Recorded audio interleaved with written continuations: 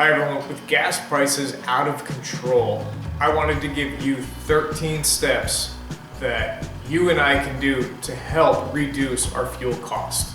It's so painful to fill up at the pump. Doing some simple steps can help reduce what you normally have to pay. And these 13 steps will help you.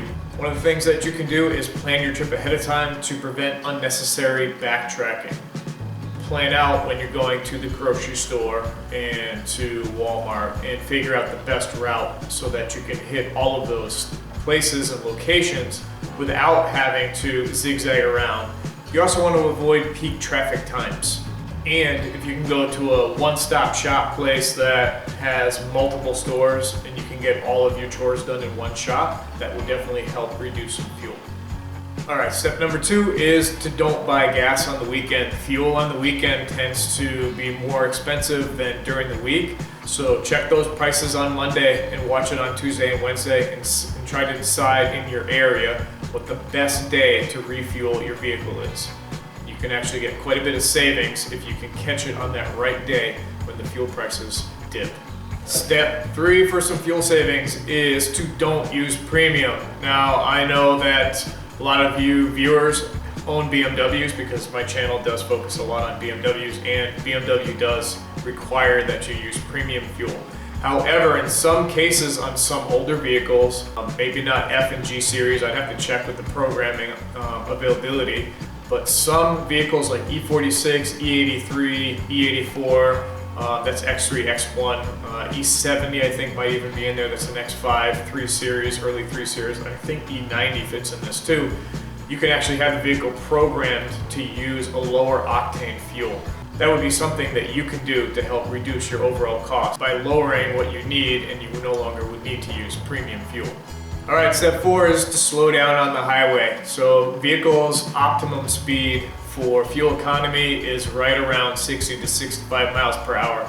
So it's hard to do, I know, for most people, but if you do drive a little bit slower, you can actually increase your fuel economy and therefore save. This can actually save you up to 14%.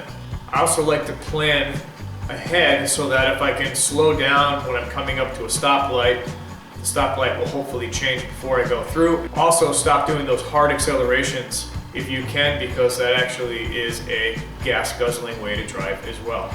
All right, number 5 is don't idle your vehicle. So even now for me, I've changed it. The temperatures are still cold, but I'll run out and I'll just start my car and let it run for 20 or 30 seconds before I start my trip, instead of using my remote start to then let it run for 20 minutes and waste all of that fuel. I will just put on an extra layer of protection to keep warm, and vehicles warm up faster when you're driving anyway, so usually the vehicle will warm up relatively quickly.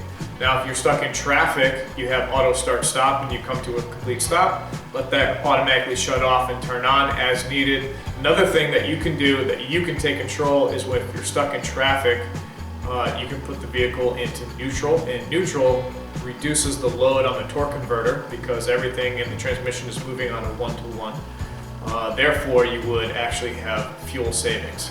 Also, shutting off things like your seat heaters and anything that would cause an extra load on the engine would also give you some fuel savings. This tool right here can save you money. Check your tire pressures and make sure you have optimal tire pressures for your vehicle. Tires that are in good health and proper inflation will save you a lot of money. And the average savings per year with good tires and proper inflation is about $100. So also doing an oil change on your vehicle would also help reduce the coefficient of friction inside of the engine, and that can actually save you fuel as well. So make sure you keep up with proper maintenance. Here's an example of improper maintenance. All right, number 7, something that my wife does a lot. She has a lot of extra stuff in the back of her car. And you know, it's for all the kids. We have ice skates, we have rollerblades. There's just a ton of stuff back there. So take all of that stuff out of your vehicle. So if you can remove about 100 pounds from the vehicle of just extra stuff that's sitting in your car. But each 100 pounds that you remove, and I'm not telling you to take the seats out, but I mean, it's up to you. For each 100 pounds, you save 1% in fuel. Also, removing roof racks or anything you have attached to the top of the vehicle will help reduce the coefficient of friction and increase your fuel savings. Number 8 is to use cruise control. When you're using cruise control, you have less fluctuations and you can actually save fuel in the long run. So when you're on a long drive on the highway and it's not a hilly area, you want to use cruise control. In a hilly area, you'd probably be better off taking control yourself, because then you can coast better and control the ups and downs to get better fuel economy. Using cruise control can save you 14% while driving on the highway. That sounds like something that would be definitely worth it. All right, number 9 is to only use your air conditioning when you need it.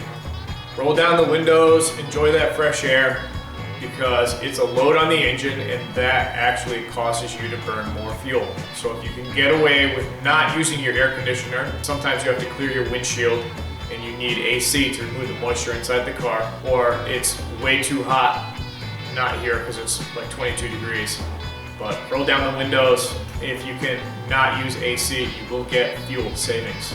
Number 10, drive a fuel efficient car, not a Dodge Ram 1500 like I have, which if I am careful and I'm using these steps, I went from about, this is terrible, 12 miles per gallon. I can increase that to about 15 to 16 miles per gallon. So it's a savings for me just by taking my own advice and driving my vehicle a little bit more carefully and a little bit slower on the highway, doing some more coasting, and applying all of these steps definitely shows that I can actually even save on fuel on a gas guzzler like a Dodge Ram 1500. But if you have or have the ability to purchase a fuel efficient vehicle, that is a great way to increase your MPG. All right, number 11, don't forget that everyone has those big wire Stop and Shop points that are just sitting there not being used. So go to Big Y fueling stations, go to Stop and Shop fueling stations, use those points and get those discounts. We all need it right now with the way that the gas prices are. So just remember that if you have those points accrued, use them to get the most out of your fuel savings. And if you need to, fill up fuel containers. If you can get the best bang for your buck, I know a lot of times they cut you off, I think at, I don't know if it's 10 or 20 gallons. But if you're just filling up a little bit, you don't want to waste those savings. Make sure you have a fuel container with you and fill up a fuel container. Number 12 is to use up any old fuel that you might have, as long as it is good fuel. Otherwise, you'd want to just leave it for your lawnmower. I know I have one of these that is not treated that I filled up a couple of weeks ago and I didn't get around to treating it. I'm gonna go put that in my truck because I think I paid like $3.40. Like, that's actually amazing, $3.40 right now. When I think that's good, that's pretty terrible. You know, prices right now are probably well over $4 in my area. So the final thing that you can do to save fuel is stay home, walk, run, or bike. If you can make it somewhere without having to run your vehicle, if you're visiting a neighbor down the road, just go ahead and take that walk. All right, everyone, so obviously we're gonna go for a walk now. Right, Z? Thanks for watching. I hope you found this helpful. Please remember to subscribe to my Ask the Car Experts YouTube channel, where I'll give you automotive tips, tricks, and know-how.